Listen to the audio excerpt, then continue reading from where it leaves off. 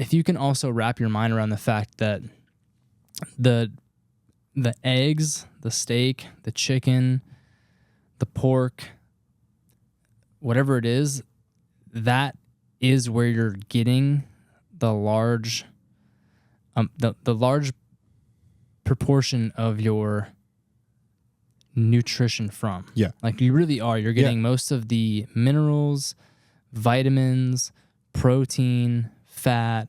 You're getting the biggest bang for your buck as far as nutrients go and nutrient density is right there. Yeah, like if all I had the room for was like that steak, it's okay. Yeah. Because you're getting a shit ton of macros and micronutrients right there. Yeah, you're getting B vitamins, you're getting iron, you're getting creatine, you're getting fat-soluble vitamins like vitamin A, D, E, and K.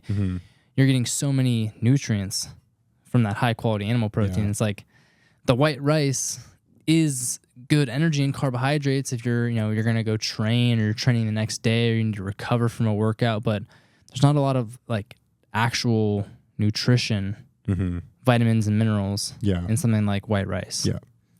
So if you can flip that switch in your mind to realize that where the actual value is for your body is in the eggs or the steak or the chicken or the salmon, then you can kind of like switch that priority in your mind. Like this is what I need to focus on. And then whatever else I consume is extra. Absolutely.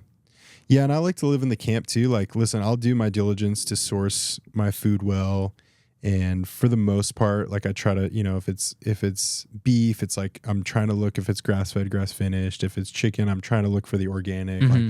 But this can be done like it still can be done in a low hanging fruit aspect. Like, and I would encourage people that way. Like, we joked about the cutting board guys and all that stuff. Shirt off, cutting board out. What I think that attitude in some ways, it scares people to be like, well, if I can't source the best thing, then fuck me. If I can't be perfect. If I can't be perfect, then I'm not going to do it. Yeah. It can be done in a very feasible, affordable, tangible way for everybody, man. Like sometimes, dude, like we'll go nights where we're ordering like a Yogi's Grill. That's an example. It's a local like spot that they do like kind of Asian like teriyaki chicken bowls. Okay. Like that's tangible for any consumer that like, oh man, I'm short on time, or I'm driving around at work, and that's there where you could go and you could get chicken and you could get rice and you could get veggies, like, and like, well, maybe it's not the highest of quality of food, but like it is the right choice in that set. Same thing with Chipotle. Exactly. So like, we're not over here being like, while most of the time, like we like to for ourselves, like value the sourcing of those foods, like it really truly is about the main objective, and that is like prioritizing the right amounts and types of macros, like truly, like for sure. And finding the best sourcing, like that's like the last 10%. Like step one is reframe your mind to focus on protein. Step two is eating protein from good sources. Yeah. Right, animal proteins. And then step 3 would be like, okay, now like if you want to take that final step, if you want to go the extra distance, and it's almost even more of like it's almost like a hobby for me, or like part of things it's like something I personally enjoy finding high quality food. Like, it is kind of like once you get on that train, I will say, like, going into like a little farmer's market and be like, man, they have like pasture raised eggs, like, and you're buying it from like a local source and you're supporting the small business. Like, it is kind of that, like, sure, you're going to pay a little bit more for it, but like, no, I would agree. Like when you get into that realm, it is kind of like a hobby in a sense. Like, it's not like a burden for me. Yeah. I enjoy finding ways to source high quality food. And so it's like I'm patting myself on the back because you're fueling yourself with that quality of food. I enjoy that. And I enjoy that energy exchange of like buying eggs at the local market that I know are soy free and corn free, and they're, from chickens that were raised outside. Like I'm okay with paying a little extra money to like the local person who's going, spending their lives doing that, so that I can have really good eggs and feel good after I eat them. That's I enjoy that. That's fun for me, you know. But again, step one is like restructure your perception so that you're focusing your meals around protein. Step two is make sure you're getting protein from animal sources, Yeah. which is the best, highest quality protein. And then if you want to take it beyond that, then it's like, okay, you can start looking at how well you can source these things. Yeah. And the best thing you can do, and like it all starts with what you buy at the store.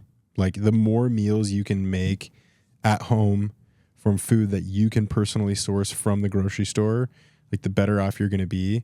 And when you're at the grocery store, like I don't give a fuck how many, like, I'm going to be blunt about this, like how many like popular, again, top 10 Costco finds or Trader Joe's finds videos you've watched on like these packaged goods and all this stuff. Like we talked about the quality of those amino acids versus like go to the produce section, go to the meat section, go to the real food sections in your grocery store, and that's where you need to be shopping for the majority of your things. Yes. And like, don't get me wrong, like I was just at Costco today, and my kids love like the Bear chicken bites, like the chicken tenders, like you'll throw them in the air fryer, and that's, Bro, shame on you. It will do chicken sausages every now and then and things like that. That's packaged, but like, the majority of the things that we eat, it's like, it's steak, it's chicken, it's eggs, it's pork, it's fish. Like, because why the hell do I need all this packaged stuff? Why the hell do I need this new sous vide prepackaged thing? Like, all the extra there ingredients for convenience.